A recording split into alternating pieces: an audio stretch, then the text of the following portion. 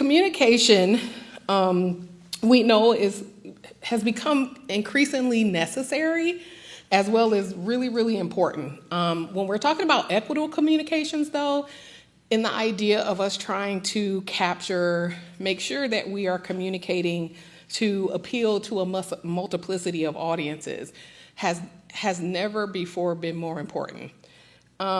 Yet some of the initiatives that we have with communication often tend to foster interactions that are truly, if we're trying to really be truly inclusive, some of these interactions create barriers. One of the things that we need to do as a communication community is try to find ways in understanding what unidentified perspectives are missing. While a universal communication and/or design orientation, meaning while trying to design for a larger audience may be a directionality to try to broaden the scope, its directionality towards capturing as many as we can oftentimes widens the aperture, meaning that those who we are actually trying to capture, we may be able to capture, but who are we excluding? What are some of the things that we are defining in our communication? How are we defining, how are we describing what inclusion means? How are we defining, how are we describing what community means? And how are we defining or describing what's equitable?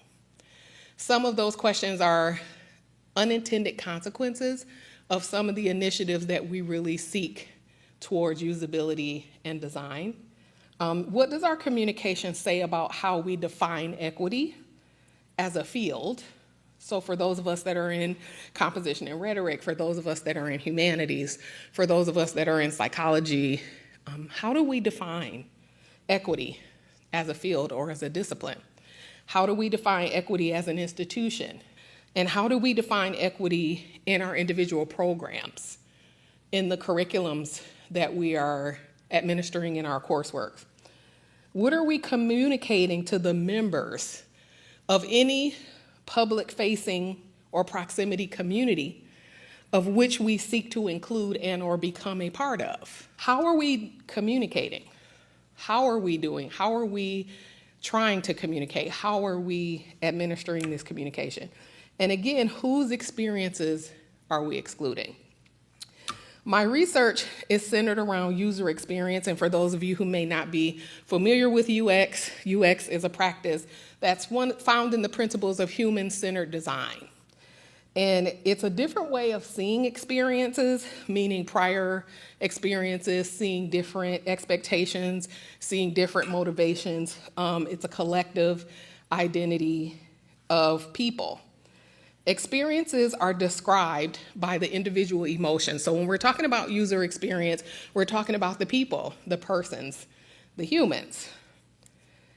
All user experience research is usually situated in social and cultural contexts. So my research was to identify relationships and interactions within certain situational contexts. And for my research, it was dual enrollment. Dual enrollment being the program where high school students take college courses on college campuses. More specifically, my research focused on dual enrollment for four-year universities. And even more specifically, it was focusing on the storytelling and the experiences of Black and BIPOC students. One thing about user experience as a practice, outside of it identifying relationships, it positions the user central to the design, assess the interactions. So what we're looking for is the person-environment relationship and talk about those interactions and encounters.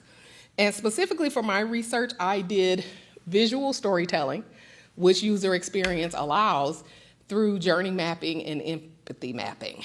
The reason why I chose mapping as a visual representation, because it can create a heuristic of interactions, of touch points, of pain points, of how dual enrollment students or these particular users interacted within curriculums, interacted within the spaces with professors, interacted within the writing center, interacted with different other program spaces, as well as their own reflexive ideas about how those things should have happened. So as far as what were their motivations behind their own actions as dual enrollment.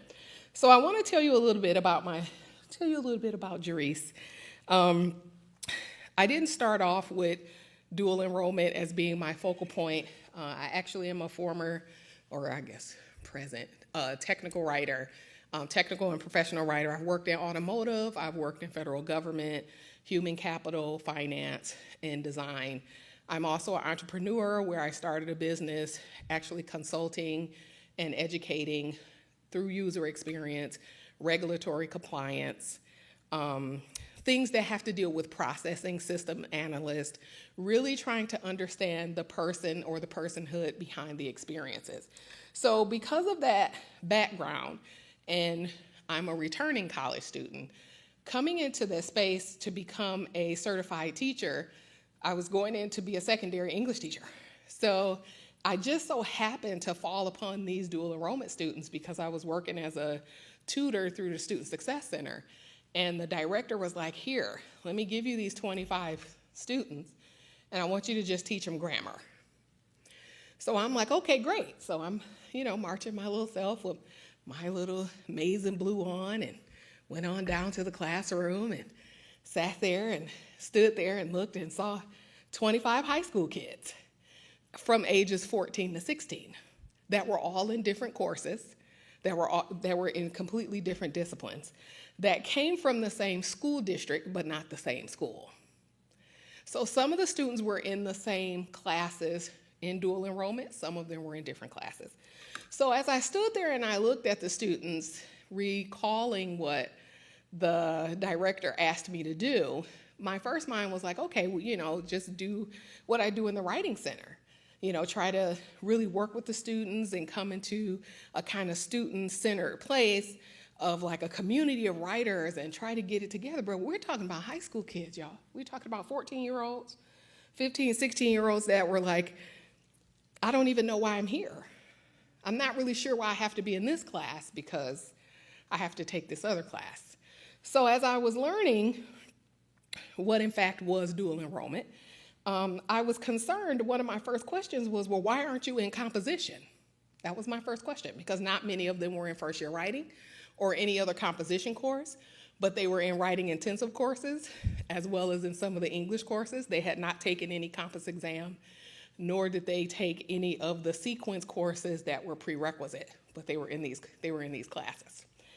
So as I moved through and started to learn more about the program, how the program began, specifically to this campus, the next question was, does composition know that these kids are here? Like, do they know that there are kids, high school kids, that are not in composition? Like, where is composition? I actually had one of my first things I wrote was, where in the hell is composition?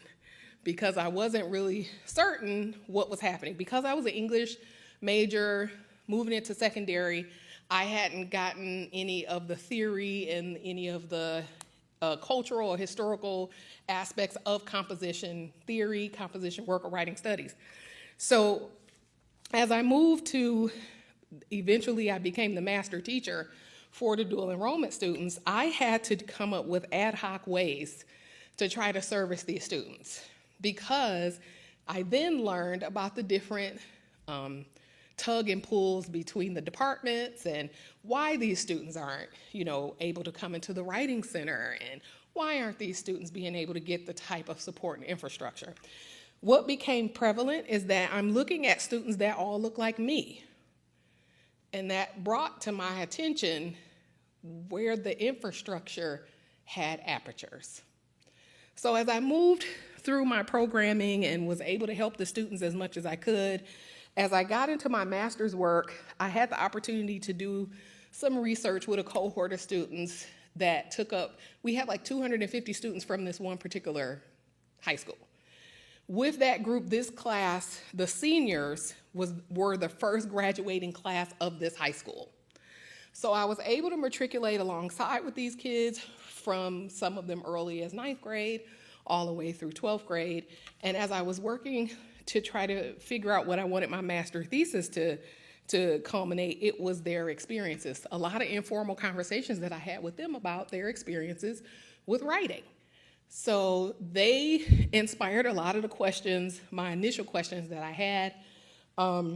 But just listening to their experiences, how they saw themselves as writers, how they identified with writing, what was their stakeholdership, what are some of the things that they felt that they were prepared for, the things that they were not prepared for. All of these things became very prevalent in our interactions, and then essentially became now my doctoral dissertation. So I'm a UX researcher. So what I'm doing is I'm applying this very thing that I've had experience with in industry, and I'm, applying it to this context because I'm in higher ed. But I'm also doing it because I saw a problem that I knew that user experience could actually speak to. Even though this is a newly entering into composition studies methodology, it's not something that's usually used, I felt like it would address being able to understand the students' experiences in a way that we don't have a lot of scholarship telling us in composition and rhetoric or writing studies we don't have. So I wanted to know, what was the student experience? What was the student experience with dual enrollment? We have research that covers the programmatic view. What we have less is the first person view of how the students saw themselves, how they interacted, what are the touch points, what are the pain points, what are the things, what were their expectations? And then after they were done with dual enrollment, what did they walk away with? Did it work? The very program that I'm investigating with dual enrollment is particularly for underrepresented and usually first-gen at-risk students to help with allowing college access, allowing for lower cost to degree, as well as college rigor as they're coming from their high school programming and coming into a lot of the college programming. So the very population that it was supposed to help is who I decided to do my research. And the question is, did it work? So this is what led me wanted to find out what was happening, how much of a phenomenon was it. I started with nationally trying to look at different types of dual enrollment programming, as well as finding out what our dual enrollment programming is here in Michigan locally, which led to this specialty methodology that I'm using for most of the data that I'm finding. So the questions that I started to ask when I did this work was, how do the students see themselves in composition? As they are moving through as dual enrollment students, when we're thinking about resources, when we're thinking about the spaces and places that they interact, meaning the classroom, conferences with professors, writing centers, writing labs, writing studio, if they're interacting with the library, are they dealing with anything like in the language lab or computer lab that deals with composition? These are some of the touch points that I was able to culminate. And talking about the students as stakeholders is a big thing in composition and rhetoric scholarship that does focus on dual enrollment, is the idea that there's a question about whether or not the students are old enough to understand their stakeholdership as they're matriculating through the program, as they're embarking on classes that have writing intensive, as well as crossing some of the composition thresholds. And the question that I asked there was, did you understand the purpose of writing in college? So a few of them, of course, kind of aligned with what the scholarship was saying, where they weren't really sure what it was.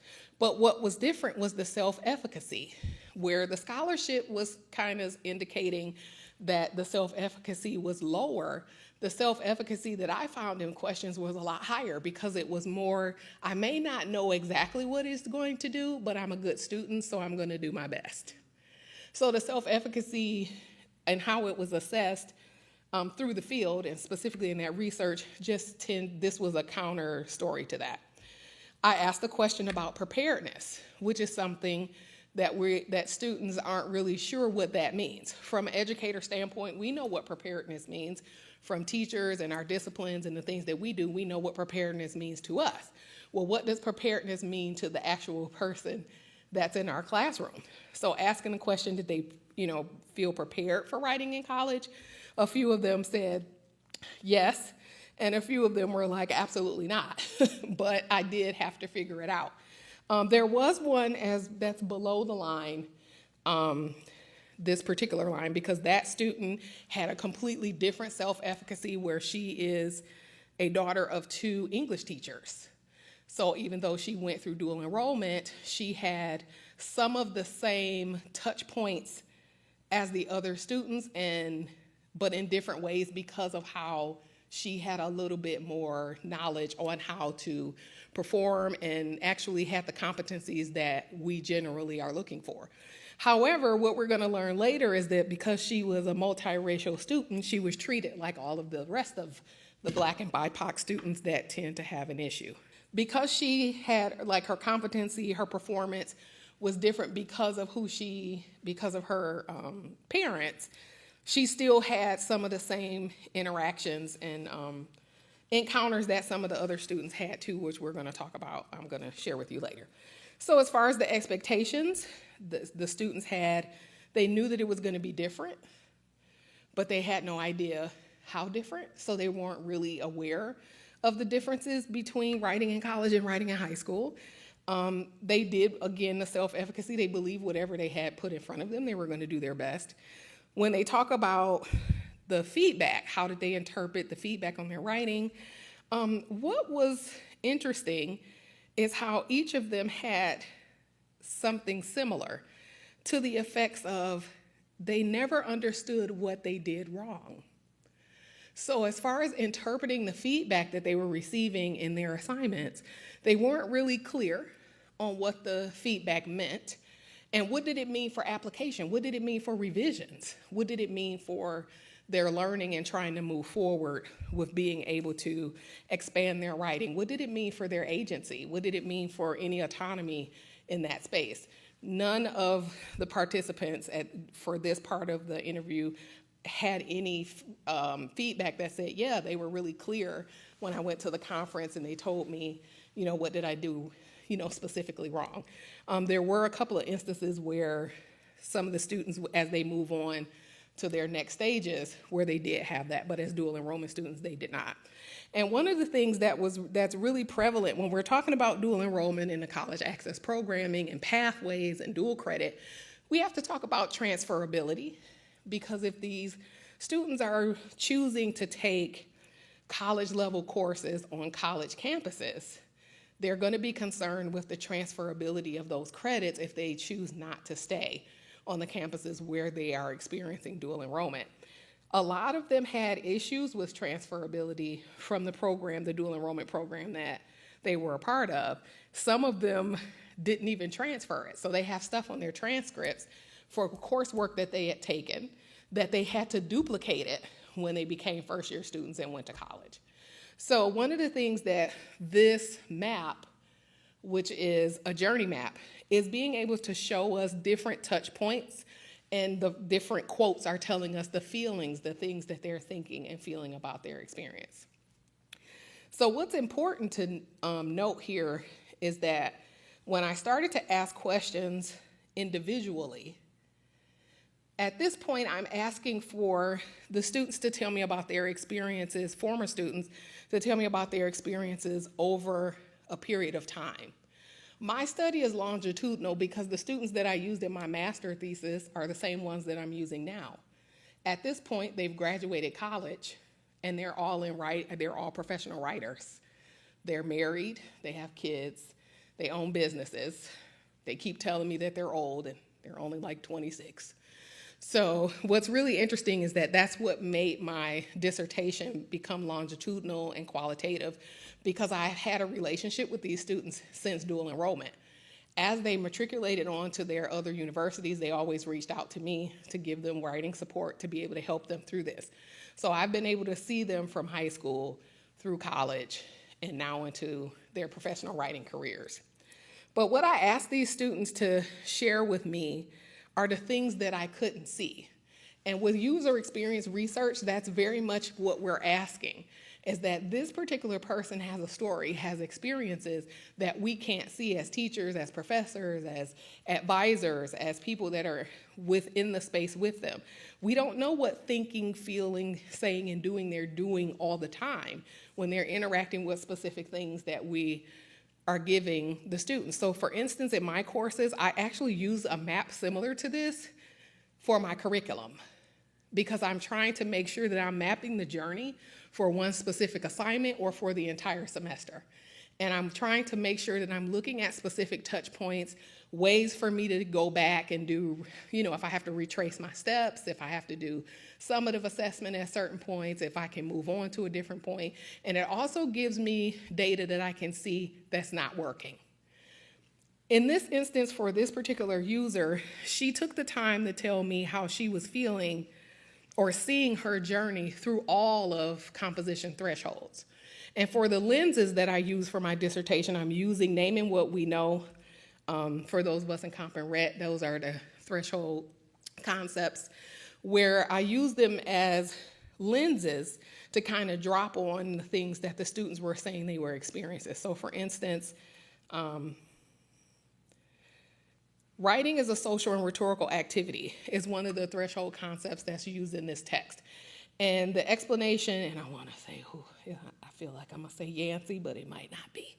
But that the scholars in this text are talking about is the entire book is explaining, and there's a counter book to this, but we're going to talk about the first book.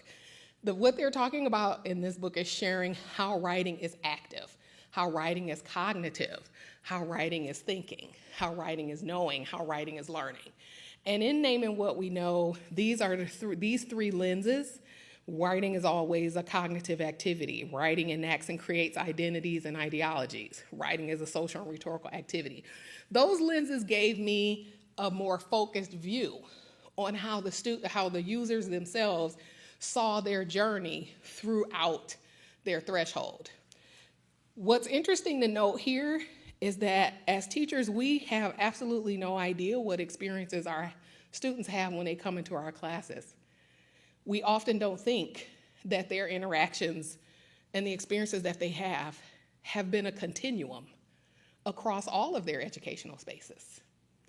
This is something that I suddenly found extraordinarily interesting, because as this particular user is sharing her experiences through quotes of how she saw the importance of writing being a social and rhetorical activity as part of a community.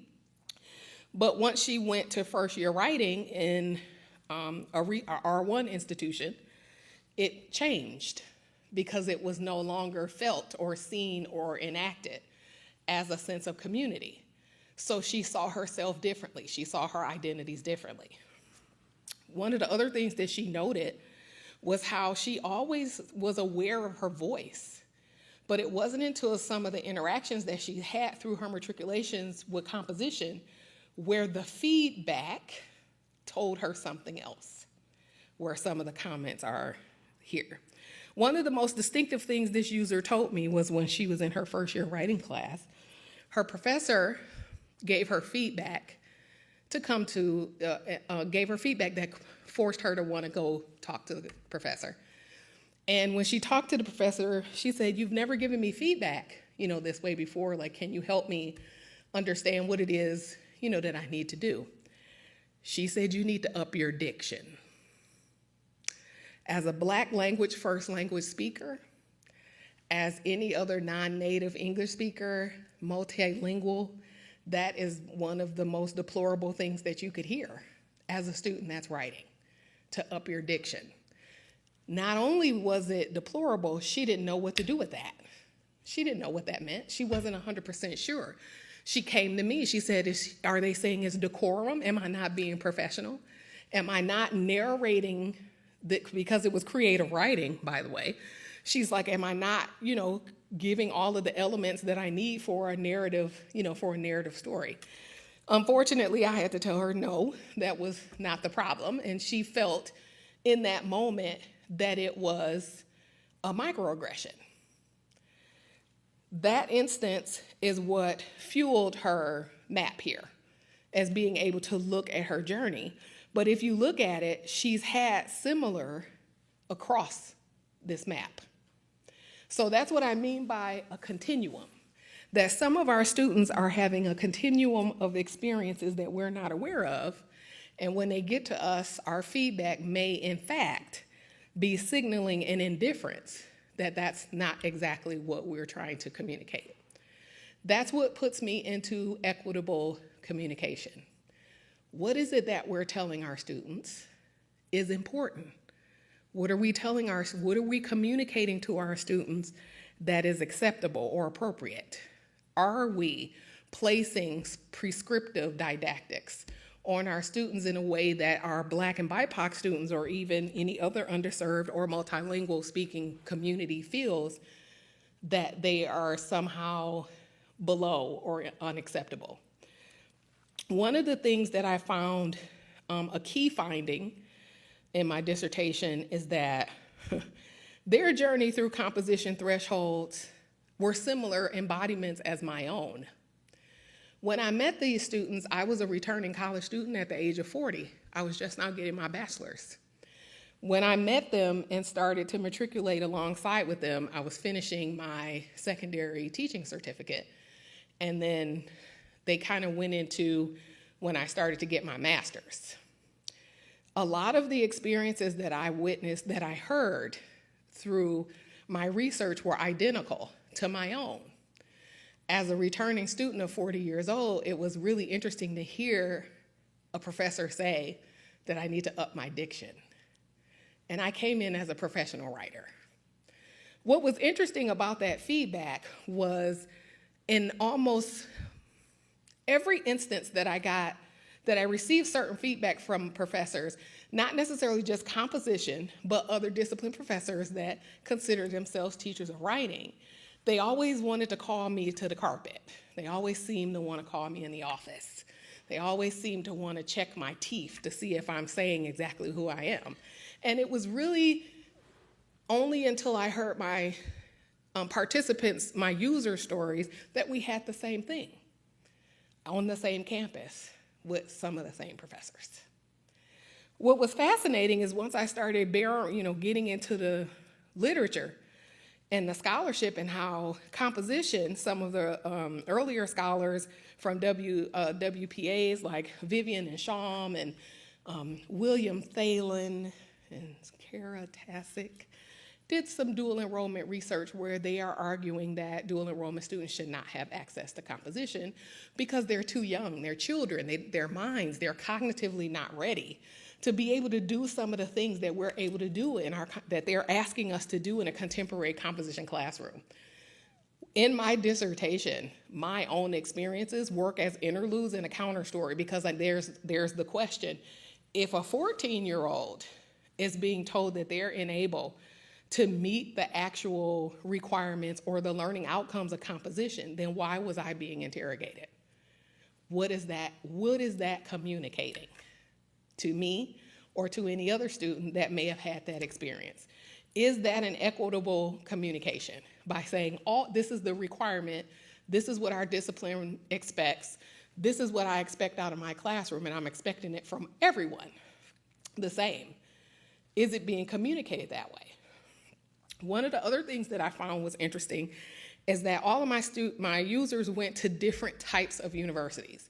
So the dual enrollment program initially was on a 4-year campus, but they also interacted with composition at Harvard, they interacted at Alma, and some other Michigan and out-of-state colleges while they were still in high school. So they're at multiple composition thresholds at one point in time. Once they left the dual enrollment space and went into these other places, they had different interactions, some of them positive, some of them similar, and then going into their first year writing and then moving through their entire program. But what was interesting is that even the different university structures had the same types of interactions as far as feedback, as far as what's being evaluated and what's being communicated to the students. One of the things that we in education, I think, especially now, we need to look at is what do we classify as traditional and non-traditional students now? The traditional student has always been classified as the one that, went to high school, graduated out of high school, went right to college, parents paid for it. That's considered a traditional student.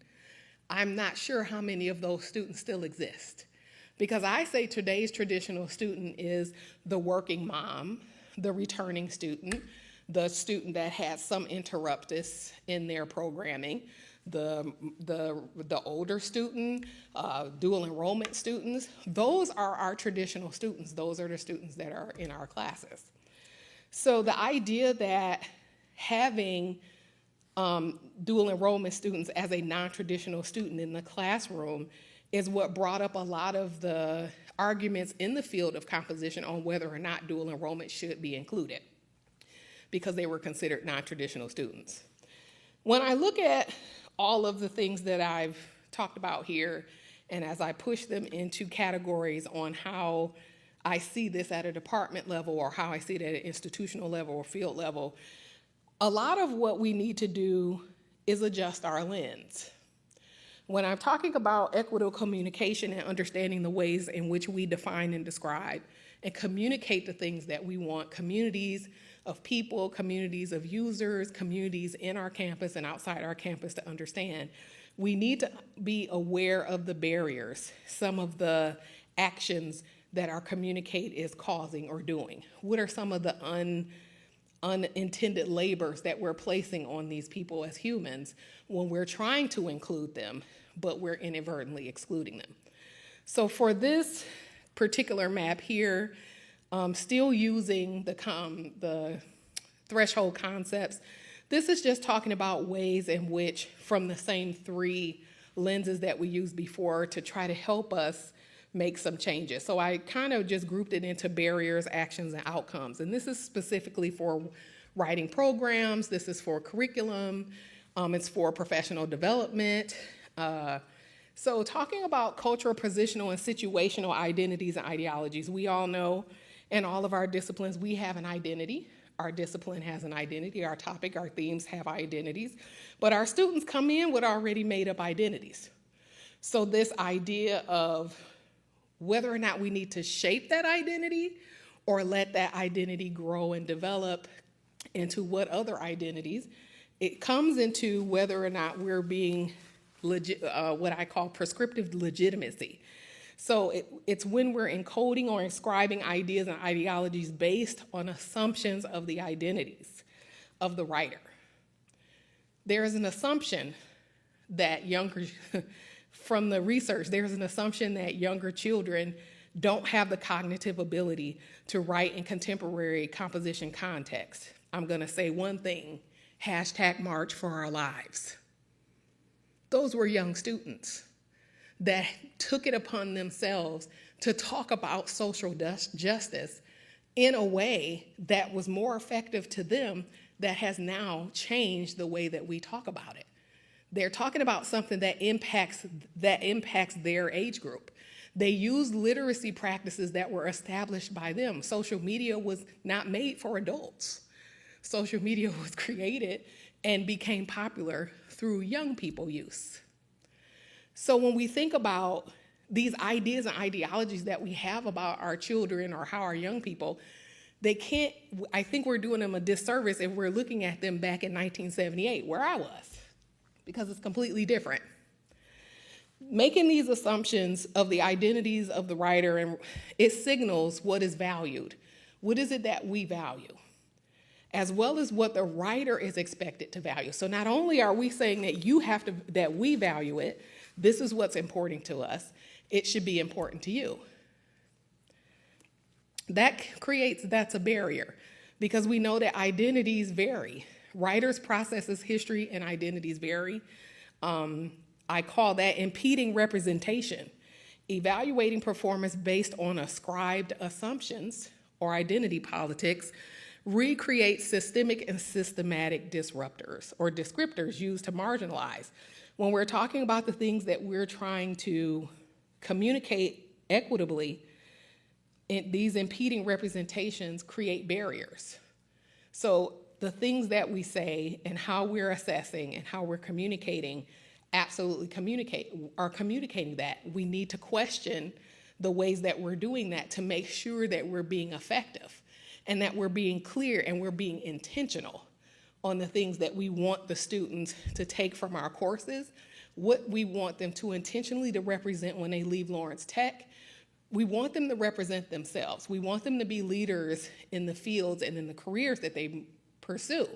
But we also want them to feel empowered and to be honest about who they are in their identities, because it's their identities that sparks their innovation. When we're looking at cognitive activity, so we're talking about, I said, assessment, discipline, values, and philosophies, when we're talking about cognitive activity. Until there is solid research that we will use in higher ed that can prove that cognitive activity is something that happens at certain times that we're actually going to use, even though we know that there's some scientific research that exists, until we start actually relying on that in higher ed, indicating that someone doesn't have a cognitive activity isn't really true. How do we know? Did we give them the stimuli that they needed to respond to the things that we wanted to see in their cognitive activity? So I call that review, reflect, and revise, challenging our values and philosophies with specificity by reviewing inequitable assessment practices and reflecting on our intrinsic or adapted disciplinary values. Because there are things that we believe, and then there are things that we've put on because of who we are and what we do in our disciplines. So we want to make sure that we're reflecting on those. Those things all have their own rhetoric. So how we move through that makes a difference. And we need to work on that, revising programmatic training and development. So these are what I'm considering the actions. Because we talk about writing can lead to entrenchment. And they talk about how habituated practice is bad for writing, like it's not really something effective. Automaticity, usability. Habituated practice is usable. I mentioned earlier about social media. While social media as a computer mitigated communication as far as the rhetoric that's used may not be acceptable or effective in all audiences, the practices that these students use to consume and produce literacy can authentically be used in our classrooms to help them understand how to orientate their writing, try to orientate to different audiences, their purposes as well. Especially in digital content production, reorientating these practices can help them utilize that and understand what writers' agency, authority, and autonomy is. And lastly, when we're talking about outcomes, institutional biases, agendas, and et cetera, those are social and rhetorical. So when we're thinking about disciplinary biases, the things that our discipline says are the most important. When we're thinking about inside institutions that say these are the things that are important, when I think about the Writing Center and in Writing Center pedagogy and how community as well as relationship is crucial to what we do in Writing Center pedagogy, I think about how the idea of all of the stakeholders coming to the table know that it's about establishing a relationship, because writing is intimate.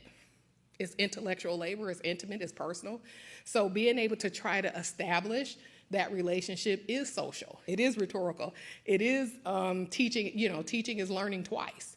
So in that process, understanding that it's all for one, revisiting purposes of literacy and learning goals to include the voices of those directly affected empowers all stakeholders as equal contributors to the rhetorical community.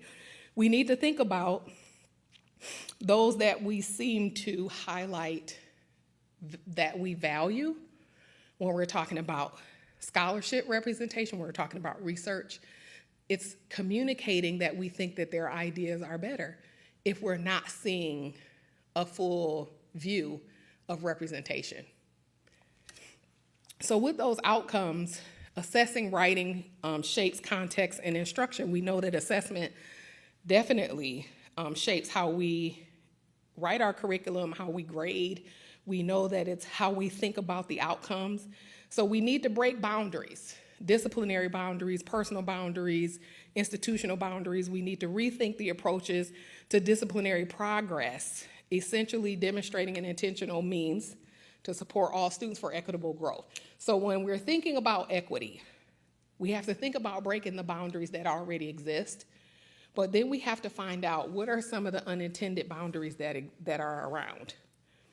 So one of the things that I would like to walk away or have you walk away with thinking is about what we're defining as equitable and how we're communicating it to our students, to our community, to our colleagues, to those in our field. When we think about the ways that we define and describe these ideas or ideologies, think about who we may be excluding. Think about whose stories are missing.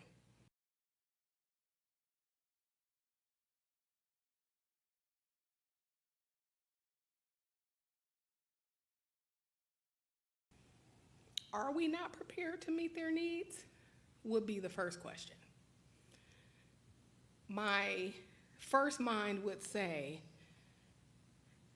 to, of course, legitimize the student's ability, but that goes back to infrastructure. So the students that I had in my initial master's work, a few of the, not in this part of the research, but earlier, there were a couple of students there that were exactly what you just said, where they had lower reading proficiency. The problem was the money, where the money is, where it's allocated for being able to support these types of programming and students. I was a part of the Student Success Center where the federal money comes in to support TRIO, Gear Up, Upward Bound, like all of those programs that support FIDIACs. However, the allocation of the money became a problem, not the amount, the allocation. So my thought is, as much as there are teaching implications for having younger students that are below a certain competency level, can we say for certain that we're enabled to support them? If only to create an infrastructure to be able to support these students. One of my suggestions and recommendations in my dissertation for dual enrollment students, because dual enrollment is supposed to be an immersion program to not isolate the students out of a traditional class, is to create a writing studio where once or twice a week would be a course for 45 or 50 minutes to help the students have an environment of their own to be able to offer some type of infrastructure to be able to help them at that level. Because that would be an undue burden on the professor, of course, because they pay us to do specific things, not all the things. I do know that. But the idea of not legitimizing a student is not what we do. So being able to try to come to some type of cohort together, whether it's, co-teaching or whether it's something, in other departments, to try to find ways to offer that infrastructure. If there is resistance, then we would have to say, because you're not at this proficiency, you can't come here. And I do know that there are some dual enrollment programs across the country that say that exact same thing. Do you approve? Not entirely.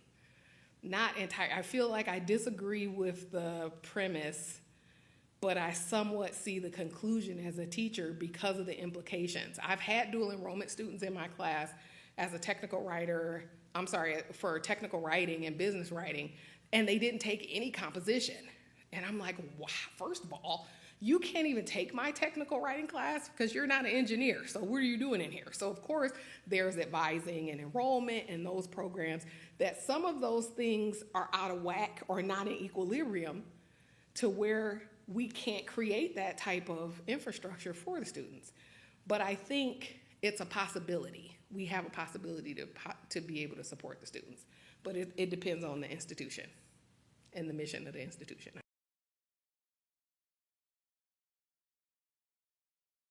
There's a text called Naming What You Know, and it's by Adler and Kistner. Woo, got it, all right. And they're talking about composition having thresholds or interactions. And all of our students come across a threshold or a point of interaction, which is how, like I said, we user experience. So this particular text and the scholars in this text are talking about how these different ideologies are thresholds. These are actually points of thought and points of interaction, or even points to ponder, to include in our curriculum. And they really were just points of discussion. Because then there was another, it's called Naming What We Know, and then they had another one that said Reconsidering What, or Revisiting What We Know, where they actually went back and was talking even further about some of these ideas. So my use of it as a lens was saying, if this is something that's central in our field, that's, that has a lot of conversation and is part of research, if these are some of the things that as a discipline we value, let's look at it. Let's look at it. Let's talk about these students' experiences through these points to see what will come of it. What can we do to, what will it bring us? And I felt like it brought us to be able to have the conversations about what students are experiencing at these certain sites. So the dual enrollment is considered a college to, high school to college site of transition. So that's what that dual enrollment. So their existence or their being, but then being in a college classroom, that experience is completely different. So being able to look at it from the different perspectives.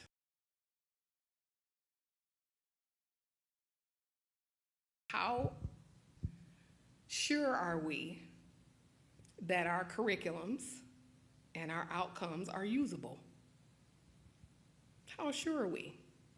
Do we base that on the grades and the evaluations that we're offering the students? Are we basing it on our teacher-student evaluations? Are we basing it on our tenure or our raises? How do we know that the very things that we are thinking the user wants is usable? The method, the way to get there. We won't know until we ask them. And just like you said, in the design space, where sometimes they don't know what it is that they don't know, or sometimes they don't know what it is that they need in a specific time or space.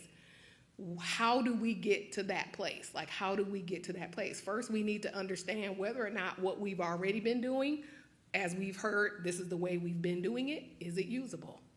When we think about accessibility, and I do talk about that, that's part of my dissertation because I talk about accessibility. When we talk about things that are meant to be accessible, they're meant to make someone that's non-able-bodied be able to function. When we're thinking about accessibility and we're like, hey, we have these things and we're making them accessible, how are we making them accessible? For instance, I said about when we have our mission statements, if we're talking about being inclusive for language, what language are we writing it in? How are we, if we're talking about making technology accessible, where does it live? Is it already living in the very thing that we're working to try to make it accessible? And these are the questions that I ask about our curriculum. The things that we're talking about in our readings. What are some of the concepts and theories when we're looking at the people that we're quoting, that we're citing, that we're including into our classrooms? How usable, specifically in this time, are these things still? So that's my first question.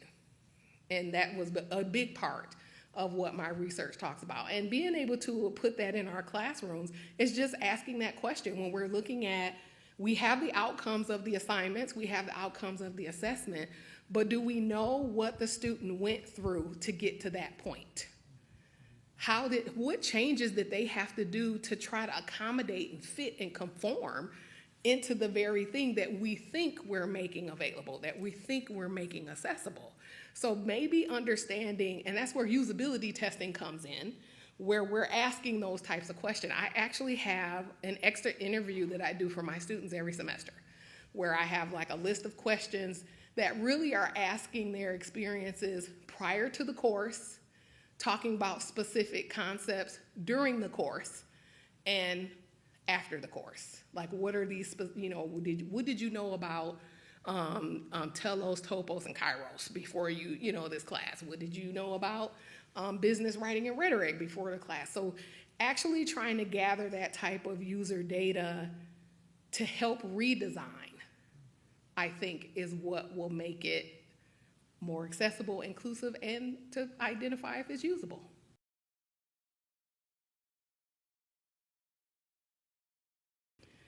And that's been the question all day. I've gotten that question multiple times today. And all of the answers I think are the same, where in my mind, I want to ask the same question that I just responded with the chair, like how usable is the Writing Center right now? But I think because of what I've heard, the idea is to make it more prevalent, to make it more important, to be able to bring it to fruition, to not be, the grammar fix-it shop, for it to be a nexus of the culture of writing that we're trying to establish here. I think the key word is communication, because we're talking about careers and people, or students that are seeking careers, that are in the Polytechnic, that are looking even in the humanities, that are seeking the competencies in communication. And if we situate our language in including that, not instead of, but to include that, to help students as well as some of the professors or faculty that may not see it the same way. If everyone, and because we know that Lawrence Tech wants their students to be the leaders, we know that that is what they're known to want to do. So if everyone at Lawrence Tech is understanding and believing in the initiative for communication, I believe that the Writing Center is the starting point, is the nexus of that, and being able to reverberate and carry that out. In the Writing Centers that I've worked in the past, we have a peer consulting model. So this is actually the first time that I've experienced or learned about a non-peer consulting model of Writing Centers. In all of my experiences, we got the best of students across all of the disciplines. Those are the ones that work in your Writing Center to be able to help other students in the discipline. And that's how we get the writing across the curriculum and writing in the disciplines. But we're also a space for faculty. We're also a space for administration, where these people can also come and be a part of the writing community and get the same types of supports and needs and resources when they're trying to deal with their own research, if they have projects outside of their academic life. So I think by making sure that we're communicating equitably about writing across all facets, that maybe that can be a starting point to kind of help build the brand of the whole Writing Center and getting more people to want to be a part. I have to say, when I did my Writing Center consultation today with a student, one of the things that I asked him was, is this your first time at the Writing Center? And he said, yes. He said, but it was the first time he had been in a physical space. So he had an online experience and dealing with Zoom. And I said, okay, so how was that experience? And so he was talking about it from a convenient space, but he actually said what we did during the consultation, he felt that it was really helpful and was able to see his writing a little different. And I said, well, what about your visual projects? What about some of your design projects? Do you come to the Writing Center? And he was like, no, because I feel like I can do, that I can pretty much work that out. And I said, well, writing isn't just writing. I was like, composing is composing and visual. He was like, so I said, so multimodal projects. You should be able to come to the Writing Center to be able to help you. And I know that you guys have another, what is that, the ACC, I think, that helps with the visual stuff, but that's something that the Writing Center can also do to be able to help that.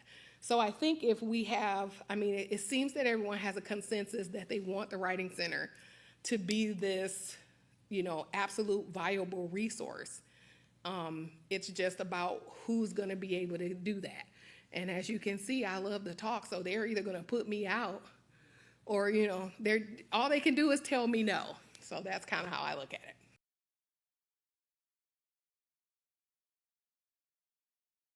Well, I think some of the inequitable practices that I saw first was in the one writing center where more than 90% of the population were multilingual. There, the idea was, hey, I don't speak, English isn't my first language and I need you to fix it. From there, learning about, getting a little bit further into non-native English speakers and being able to try to have conversations with the students to understand, did someone tell you that? Or is this your own idea? Like, is this something that you're seeing that's problematic? And actually trying to get into the space to have that conversation. What that particular practice that I'm doing there is called a nostalgic narrative. And that's a memorial interactivity that's part of UX. And what I'm asking in that consultation is for the person, if they don't mind disclosing. I'm not asking them to disclose. I'm asking them to share their ideas about why they're asking this, they're coming to the question of, why does my language needs to be fixed?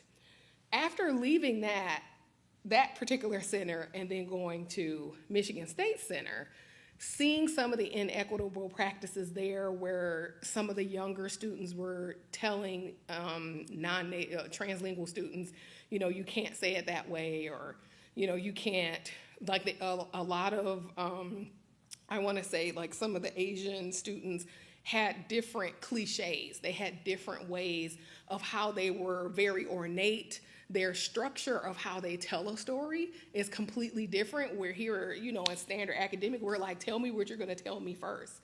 But in order for those students to feel empowered, they want to be able to tell the story. They want to be able to tell it that way to still get to what the synthesis or what it is that they are trying to argue. Those inequitable practices is what initiated Michigan State to come up with that mission statement and the language statement, is to identify that there is no standard English. That was the first thing. And then the second thing is to help in our consultations to understand where the user in this space and trying to use this consultation, where are they coming from? And what exactly is it that they're seeking in order to set the agenda for what it is that we're doing. Now, we know that they're going to have assignments from professors that are like, I want the English to be, I want SAE. This is what I want. So we have to, of course, that kind of restricts us a little bit or a little bit more, because we want to make sure that the student is successful in their academic work. But we also take the opportunity in that relationship. Once again, that's how we look at it in the peer model. In that relationship, to give them the opportunity to see where their agency and autonomy and authority is present.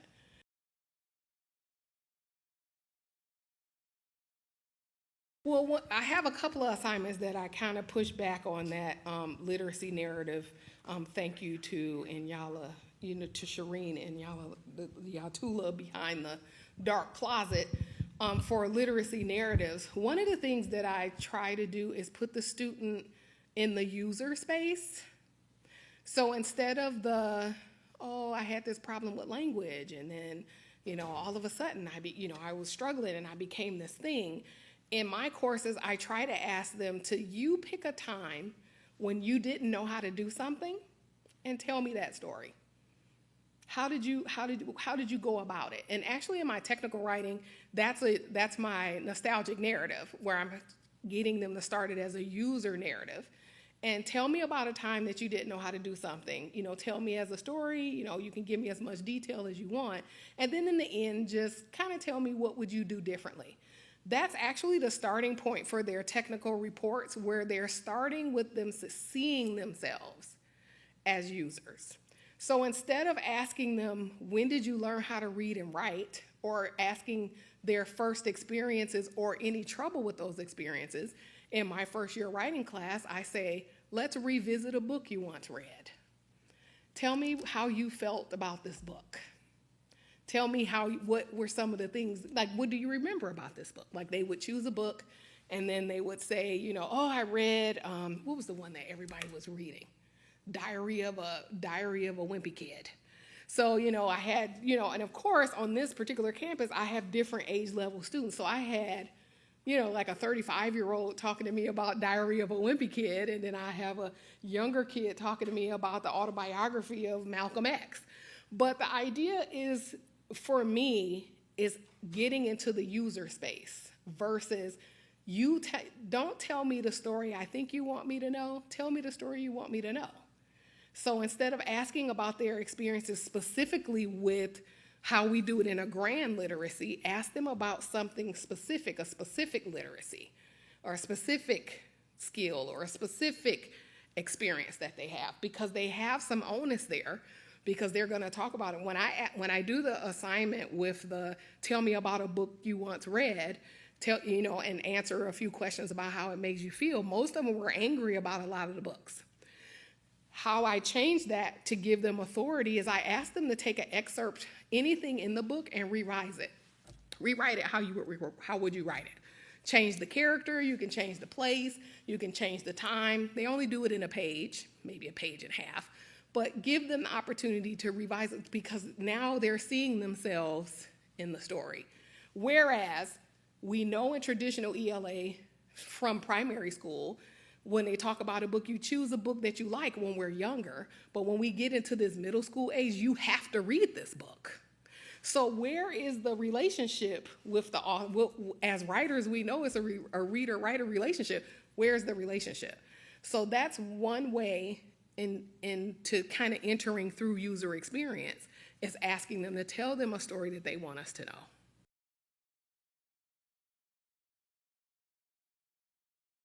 I look at the balance through exactly what you said, because they're individual, the individual experiences, and being able to glean from those experiences what I'm able to.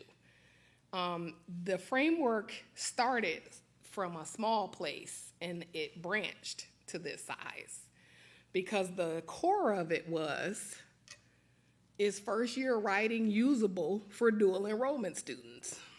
That was the core.